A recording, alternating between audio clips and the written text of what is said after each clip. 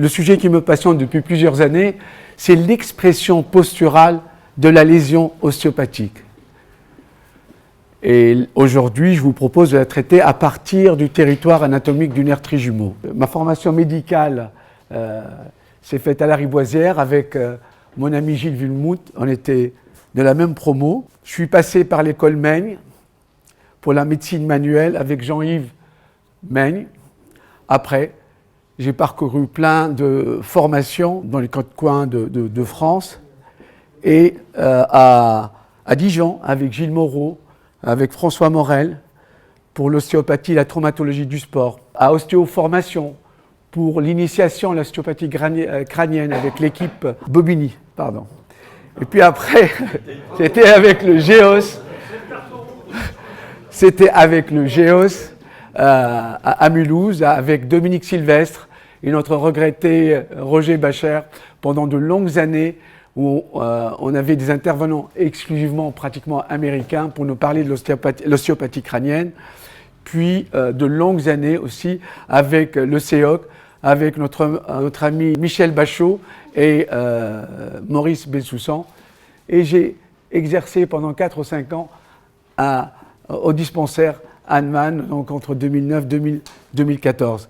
Avec le CEOC, on recevait des enseignants américains de la Cranial Academy pour encadrer les étudiants et en même temps, on exportait avec Maurice Bessoussan le savoir français et on s'est déplacé, enfin en tout cas j'étais dans le groupe, on s'est déplacé à Washington en 2014 pour encadrer des étudiants américains et d'aller chercher aussi, d'assister à des congrès Cranial Academy, notamment à Chicago 2 ans après. Alors, avant d'aller plus loin, je vous explique un peu de quoi on va parler.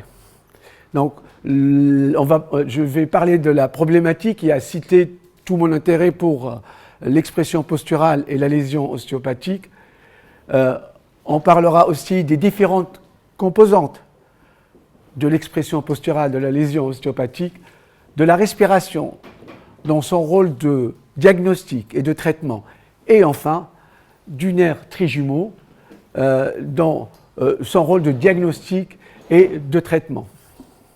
Donc le sujet de mon exposé d'aujourd'hui est né de la constatation qu'un certain nombre de patients, ils reviennent consulter après un traitement ostéopathique, ne se sentant pas guéris. Ces patients viennent exprimer une souffrance à travers leur corps et leur posture que le traitement manipulatif n'a pas suffi à résoudre.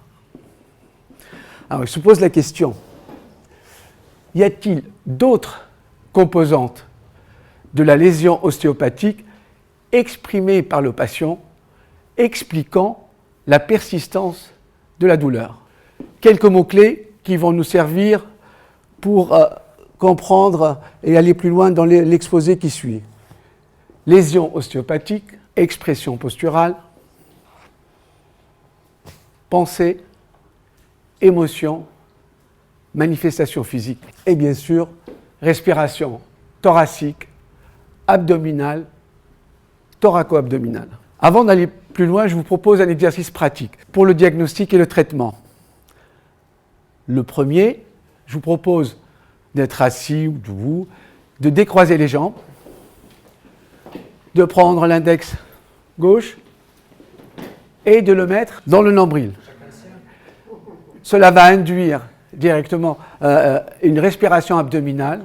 Et si on laisse 5-6 cycles, je vous propose de le faire, 5-6 cycles respiratoires, on va sentir une relaxation qui s'installe. C'est un exercice que je propose souvent à mes patients et je l'utilise de temps en temps.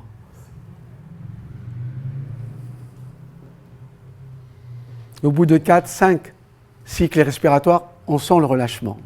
Je vous propose de mettre l'index droit sur le manubrium sternal, l'index gauche dans le nombril. Et la focalisation de l'attention sur les supports anatomiques entraîne une respiration thoraco-abdominale. On laisse encore 4-5 cycles.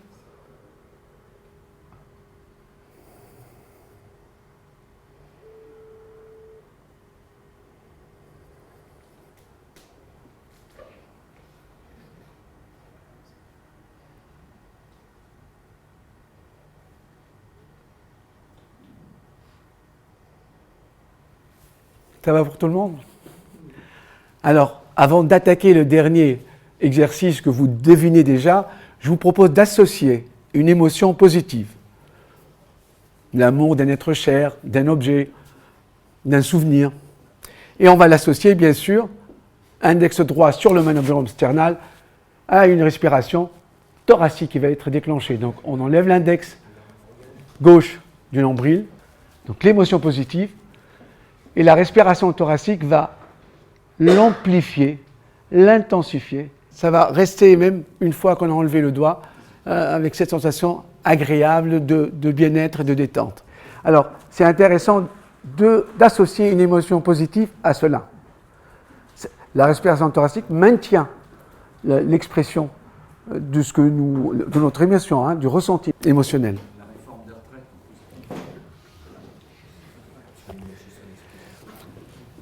Alors, nous, notre définition de référence en tant que médecin en médecine manuelle et en ostéopathie, c'est la définition du docteur Robert Menge. Et tout le monde la connaît. C'est le dérangement intervertébral mineur qui correspond à une dysfonction du segment vertébral de nature mécanique et réflexe. La persistance de la douleur et de la souffrance exprimée en post-traitement par les patients laisse penser que cette définition purement mécanique et physique serait incomplète. Alors, que nous dit la littérature dans l'approche posturale et l'état psychique, la dimension psychique de l'approche posturale? Plusieurs études attestent du lien entre posture, émotion et pensée. La première que je cite nous dit que les mouvements et la posture du corps transmettent également des informations spécifiques aux émotions. Marcello Mortillaro, c'est un groupe de recherche suisse basé à Genève, spécialisé dans l'étude des affects. Et elle est survenue il y a 10 ans. Il y a 10 ans, l'idée courait que l'essentiel de l'émotion est exprimé par le visage et le reste du corps n'est que amplification de l'expression faciale. Et eux, ils démontraient que le corps transmet également des informations spécifiques aux émotions. Une autre étude, c'est une étude américaine publiée en 2020,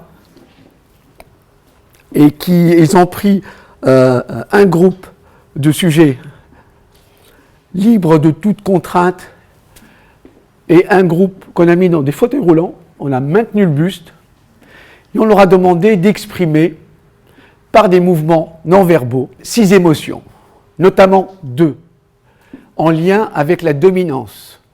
C'est l'expression du dégoût et la colère. Les autres émotions, c'est le bonheur, la fierté, l'embarras et la peur. Et ils ont remarqué que les personnes qui étaient dans un fauteuil roulant et maintenues exprimaient moins bien ces émotions, et particulièrement les émotions en lien avec la dominance. Une autre petite étude qui a été publiée par des Hollandais spécialisés, c'est l'Université d'Amsterdam, spécialisée dans les psychologies sociales et les comportements. Et c'est concerné 2 émotions, la fierté et la déception. Et puis on a mesuré la posture. La fierté, la déception, on voit bien qu'on a mesuré la hauteur. On a vu que par rapport à l'axe vertical, on a une diminution de hauteur. Et ils ont aussi mesuré l'axe d'expression au niveau transversal. Ils n'ont pas constaté de modification. Enfin, c'est pour parler du docteur David McNeil, c'est un professeur émérite de l'Université de Chicago, qui a créé, il y a plus de 20 ans, le laboratoire spécialisé dans les gestes et les paroles en lien avec nos pensées. Et il développait l'idée que les pensées influencent et sont influencées par le corps de manière simultanée et concomitante. Tout ça nous dit quoi? Nous dit que le corps exprime une dimension psychique. Et quelle que soit la dimension, l'élément de départ, on a toujours une dimension psychique qui est associée à notre expression posturale. Donc, il est légitime de penser qu'on a la dimension physique de la lésion ostéopathique, mais on a aussi une dimension psychique exprimée en même temps. Et que notre définition du départ serait insuffisante parce qu'elle est seulement une définition physique. Ça, c'est pour comprendre pourquoi ces gens reviennent et ils nous disent « mais je ne suis pas amélioré, je ne suis pas guéri ». Donc l'idée, c'est que la dimension psychique ne sera pas une cause ou une conséquence de la lésion ostéopathique, mais elle serait une composante à part entière de l'expression posturale de la lésion ostéopathique. Et dans ce cas, quel que soit l'événement initial, faux mouvement, entorse, lumbago, le corps exprimerait les trois composantes en lien avec l'expression posturale de la lésion ostéopathique. Les manifestations corporelles des pensées, des émotions et les manifestations physiques proprement dites de la lésion ostéopathique. Première hypothèse, l'expression posturale de la lésion ostéopathique se compose des manifestations physiques de la lésion ostéopathique proprement dite et des manifestations corporelles associées en lien avec les pensées et les émotions. Une autre étude, c'est une étude asiatique, chinoise, de l'université de psychologie de Pékin, une étude publiée en 2017, partant du principe que la respiration diaphragmatique peut déclencher des réactions de relaxation corporelle et être bénéfique pour la santé physique et mentale. L'étude présente visait à examiner l'effet de la respiration diaphragmatique sur la cognition, l'affect et les réponses au cortisol. La cognition, l'attention soutenue, les affects, c'était les affects négatifs et le cortisol, qui a été d'ailleurs dosé dans la salive des sujets avant et après expérimentation. On a utilisé deux groupes, un groupe test et un groupe témoin. Le groupe test, on les a coachés sur la respiration diaphragmatique. C'est une expérimentation qui a duré 8 semaines. On les a fait respirer pendant un quart d'heure, le matin et le soir, sur 8 semaines. Et on a fait des tests avant, sur la tension, sur les affects négatifs, et on a dosé le cortisol, et on a fait des tests après. Et les résultats suggéraient une diminution significative de l'affect négatif après l'expérimentation, après les 8 semaines d'exercice de respiration diaphragmatique. Et sur la cognition, en fait, ils ont amélioré leur score. Donc on a fait des tests sur l'attention soutenue. En pointillé, c'était avant l'expérimentation, en tréplain après, dans le groupe test. Et on a eu une amélioration des scores obtenus pour l'attention soutenue. Et bien sûr, ils ont constaté une diminution significative du taux de cortisol salivaire chez le groupe test par rapport au groupe témoin. Ceci nous amène à parler de la respiration et de l'expression posturale. Comment on peut utiliser la respiration associée à l'expression posturale pour le diagnostic de la lésion ostéopathique et même pour le traitement. Cette respiration est le reflet de tout ce que nous exprimons encore avec la respiration. Donc, la respiration est le reflet de l'expression posturale, et notamment l'expression posturale de la lésion ostéopathique. Cette respiration exprime une information différente selon la nature, thoracique, abdominale ou thoraco-abdominale. Elle permet ainsi la conduite du diagnostic et du traitement. La première hypothèse, c'est que l'expression posturale, quand on a une lésion ostéopathique, on a cette dimension physique, et il y a la dimension psychique, pensée, émotion. La deuxième hypothèse, c'est que la respiration automatique étant le reflet de l'expression posturale, le déclenchement volontaire de la respiration thoracique devrait permettre le maintien de la lésion ostéopathique, c'est-à-dire faire le diagnostic, tandis que la respiration abdominale devrait permettre son traitement. Un petit rappel des plans anatomiques de référence qui vont nous servir pour le diagnostic et le traitement. Le plan sagittal médian, qui divise le corps en deux parties, droite-gauche, et son axe transversal. Le plan frontal, divisant le corps en parties antérieures et postérieures, avec son axe antéro-postérieur. Et le plan transversal, divisant le corps en partie inférieure et en partie supérieure. C'est important, ça passe par le nombril. On a aussi le plan au niveau du crâne qui passe par le 5-2. Selon le côté du plan anatomique de référence, sur lequel l'attention du patient ou de l'observateur est portée, la respiration n'est pas la même. Elle est soit abdominale, soit thoracique. À chaque plan est associé un axe traversant autour duquel la rotation va permettre de déterminer deux espaces. Chaque espace est associé à une respiration. Voilà Gaspard avec les trois plans traversants. Lors d'un événement postural, la respiration thoracique va jouer le rôle d'un signal d'alerte. Elle va permettre le diagnostic du territoire postural, siège de la lésion ostéopathique. Les plans anatomiques de référence divisent le corps humain en 8 territoires anatomiques, matérialisés ici, 4 devant et 4 derrière. En portant son attention sur un territoire anatomique donné, la respiration d'alerte va confirmer la présence de la lésion ostéopathique sur ce territoire. C'est qu'on est capable, nous, déjà, en mettant la main sur la peau du sujet, de sentir la respiration d'alerte et la respiration abdominale. Lui, il sent, là, et on va lui demander de respirer, et il va respirer soit avec le ventre ou avec le thorax, et là où il va respirer avec le thorax, c'est là où va être la respiration abdominale. On a vu qu'il y a 8 territoires posturaux. Seul un territoire, un des 8, qui est le siège de la respiration thoracique. C'est celui, le siège de la lésion ostéopathique.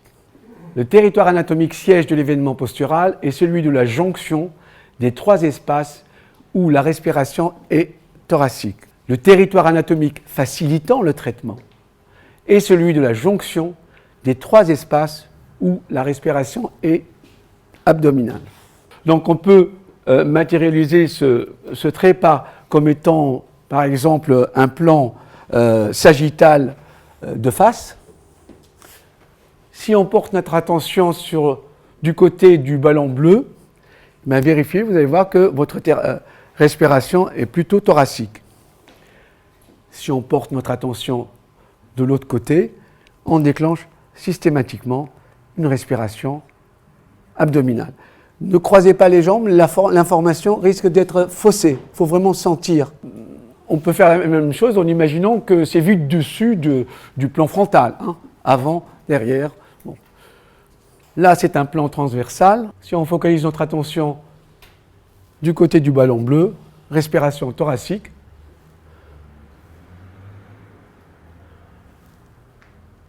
Et si on focalise notre attention du côté du ballon bleu en dessous, la respiration est abdominale. Et quand elle est vraiment abdominale, on sent que ça se relâche tout de suite. On vient à notre trijumeau. On a tous, dans notre majorité, eu connaissance ou appris cette fameuse étude de Gangloff et Perrin qui, à 20 ans, a démontré que le nerf trijumeau a un rôle fondamental sur la posture.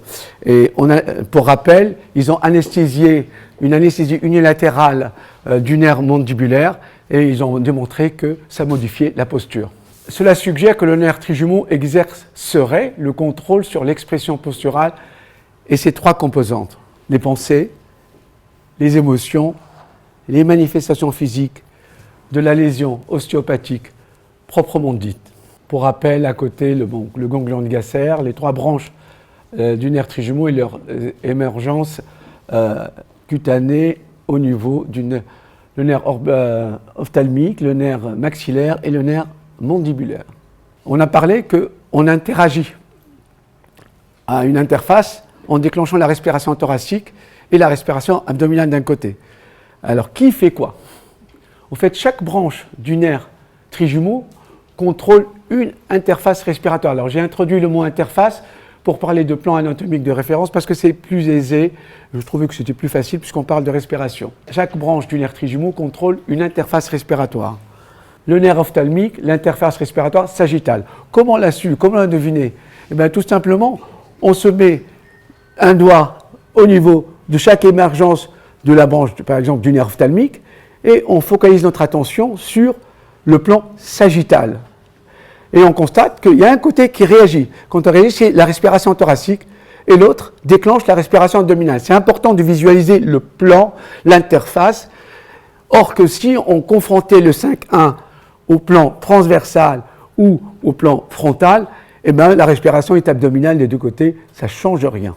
Visualisez bien que c'est une interface sagittale et pas autre chose, et vous allez voir un côté respiration thoracique, de l'autre respiration abdominale. Et comme ça, on arrive à déterminer la correspondance entre une branche du nerf du trijumeau et une interface respiratoire.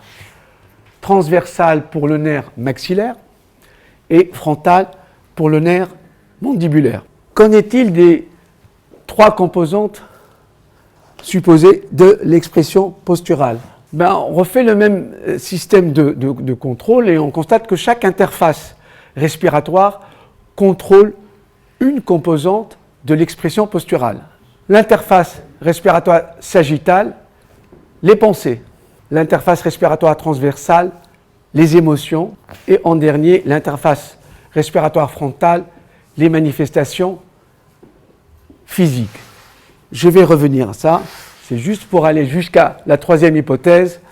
Chaque branche du nerf trijumeau contrôle une composante de l'expression posturale.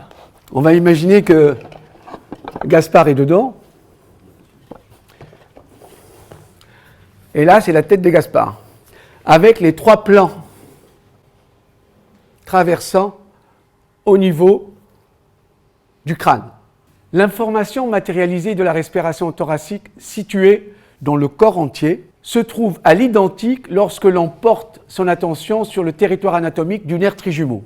Il va donc être possible de diagnostiquer la zone siège de la respiration d'alerte en recherchant la jonction des 3 interfaces au niveau de la tête.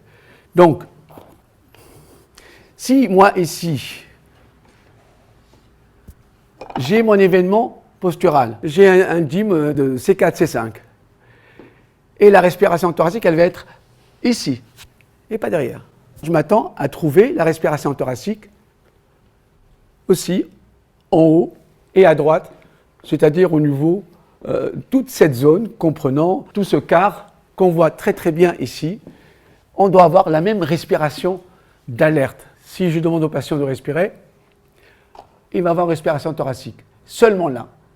Si moi je mets mes mains et je me connecte à lui, je vais reproduire la même respiration. Et cerise sur le gâteau, avec nos mains sensibles au toucher, on sent comme une contraction, comme si la main s'enfonçait, à condition de se concentrer sur le patient et pas sur nos doigts. Et donc, la zone permettant le traitement située à la jonction des 3 interfaces respiratoires, siège de la respiration abdominale. J'ai la respiration thoracique d'alerte, où j'ai la jonction des 3 espaces, siège de la respiration thoracique. C'est de la géométrie. Je vais vous trouver la zone où la jonction des 3 espaces est siège de la respiration abdominale qui va permettre et déclencher le traitement. Elle sera derrière, comme c'est démontré sur le schéma. Donc si je suis ici, je vais mettre ma main ici et je vais demander à mon patient de porter son attention sur mes doigts qui sont là. Et je vais déclencher le traitement. En résumé, un peu, le nerf trijumeau contrôle contrôlerait l'expression posturale de la lésion ostéopathique. Cette expression posturale est associée à une respiration en reflet. Lorsqu'elle est thoracique, eh bien, ça nous permet le diagnostic. Lorsqu'elle est abdominale, en l'utilisant, ça va nous permettre de traiter. Chaque branche du nerf trijumeau contrôle un plan anatomique de référence associé à une composante de l'expression posturale. Il va donc être possible de déterminer la zone de la jonction des trois interfaces siège de la respiration d'alerte, permettant le diagnostic, et la zone permettant le traitement sera située à la jonction des trois interfaces siège de la respiration abdominale. Juste pour dire, lorsque les personnes viennent consulter, ils disent qu'ils ont encore mal. On voit que l'expression posturale, ces pensées, émotions, manifestations physiques, est d'intensité variable. C'est-à-dire, l'intensité émotionnelle est beaucoup plus importante que la dysfonction qu'on a diagnostiquée, qu'on a traitée.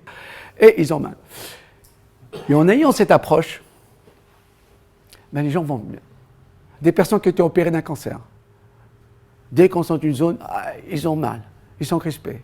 Ben, c'est spectaculaire, vous le verrez, quand on va travailler, déterminer la zone d'alerte et travailler sur les trois dimensions de ce qui nous habite.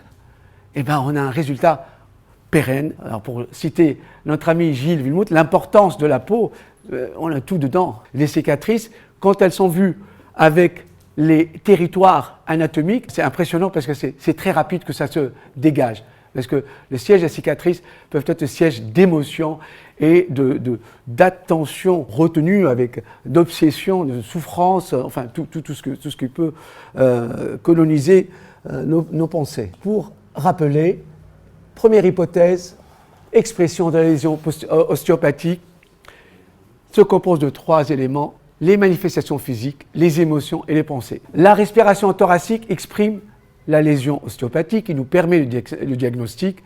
La respiration abdominale va nous permettre le traitement. La troisième hypothèse, chaque branche du nerf trijumeau contrôle une composante de l'expression posturale. Je vous remercie de votre attention. Merci à vous.